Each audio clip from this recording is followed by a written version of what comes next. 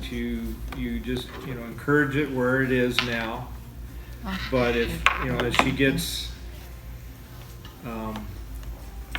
more, if she stays with it and stays, really genuinely interested, then I think those are certainly those things to think about is introducing some computer technology along the way, and maybe if you have a Photoshop, she could start create, because you can do that stuff and you can print it out, but it's Photoshop instead of acrylics. So, but yeah, that's, if you're serious, that's where the work is, and that's the major tool of the industry these days, is having computers. How do you feel about that? Life changes, Yeah. Life is full of changes, and that's, well, I had a really good question in the last group about, the differences between hand-drawn and computer, if there's, advantages in that. And there clearly are advantages, things that you can do with a computer that would be extremely difficult or very tedious for a person to do in hand-drawn animation. But there's some aesthetics that you get in hand-drawn animation that you don't get in computer animation. But that's just life. That's changed. I've often thought, if this technology had come around when Walt was alive, I definitely think he would have embraced it. And I've often thought that he would have figured out a way to take that technology and marry it with his artists so that it was as artist friendly as possible.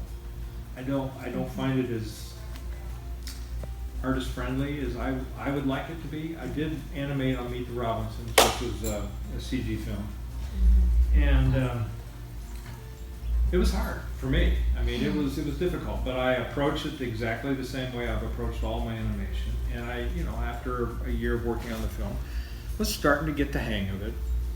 And then thankfully we had the opportunity to do Princess and the Frog and Winnie the Pooh, which were traditional films. So I got to go back and do that. So My daughter has a friend who, my daughter's 24, so her friend's probably 26, 27. She was so, her friend is an amazing artist.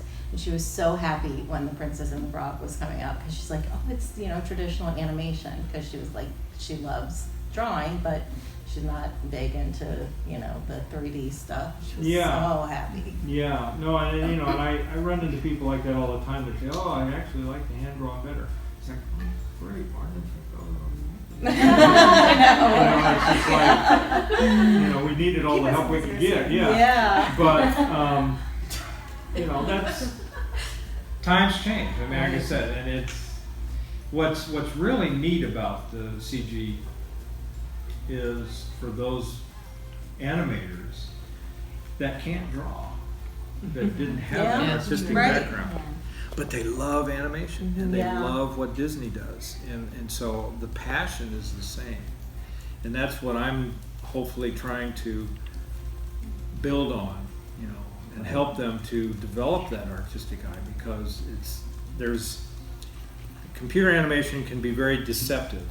It gets you to look at something that you go, yeah, that looks pretty good, very quickly, very easily, and you have to kind of go that little extra mile to analyze it and look at it to really say, well, this pose could be a little stronger if you did this, if you're thinking that way. And that's getting back to your daughter. It's about developing that artistic eye of, and an artistic world view of how they look at things. So we have, amazingly talented CG animators, some who've never had any artistic or very little artistic background, either little or none.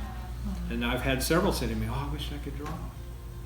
Because it's kind of the first step in being able to, all right, I've got something in my head and my heart about a scene and a character, and then it's got to come out, here on paper, or I've got to be able to, move a mouse and pose the character, because it's kind of like puppet animation. You open a scene up and you've got to a character that's already there, but you've got to bend it and pose it. That's kind of how CG is. But having that artistic eye is, I think, very important, and that's what I'm trying to work with on our animators to encourage them and help them to develop that. Okay. Yeah. That's a big difference you can see in Disney animated films versus other studios. Like you can always tell that like extra, where you're saying you go that extra little bit, and it's like it's like night and day. These little differences. Well, it's always about character.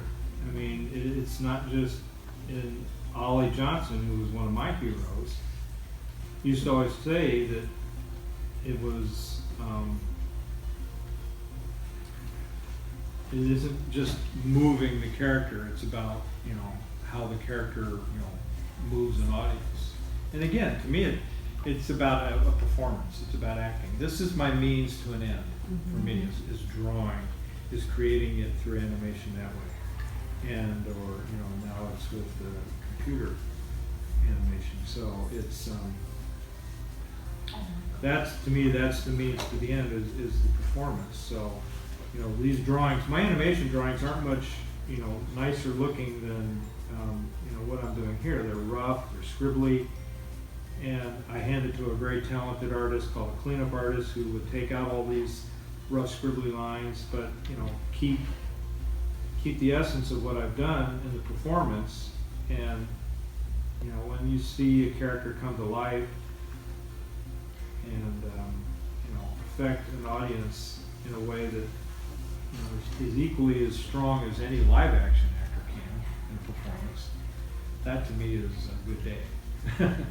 That I've done my job. So. How many times do you think you've drawn Ariel in 30 years? Oh, well, up until this film, I hadn't drawn her a whole lot. I think one of the last things I had animated of her was a McDonald's commercial in Florida.